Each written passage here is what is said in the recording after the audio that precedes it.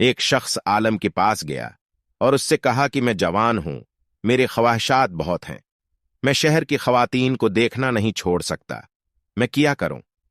عالم نے اسے دودھ سے بھرا ایک پیالہ دیا اور کہا کہ وہ شہر کی وسط میں جائے گا اور اس پیالہ کو کسی خاص جگہ لے جائے گا، لیکن دودھ بہت زیادہ نہ بھی۔ عالم نے اپنے ایک طالب علم کو یہ کام سونپا کہ وہ اس کے ساتھ جائے اور اس کی نگرانی کرے، اور اس سے کہا کہ اگر دودھا بہہ جائے تو اس نوجوان کو لوگوں کے سامنے مارو۔ نوجوان گیا اور دودھا کو مقررہ جگہ پر لے گیا اور ایک قطرہ بھی گرائے بغیر دنیا میں واپس آ گیا۔ عالم نے اس سے پوچھا، تم نے راستے میں کتنی عورتوں کو دیکھا؟ نوجوان نے جواب دیا، جناب، میں نے کسی چیز کی طرف نہیں دیکھا، مجھے ڈر تھا کہ مجھ پر دودھ نہ گرا دیا جائے گا اور مجھے لوگوں کے سامنے مارا پیٹا جائے گا اور رسوا کیا جائے گا۔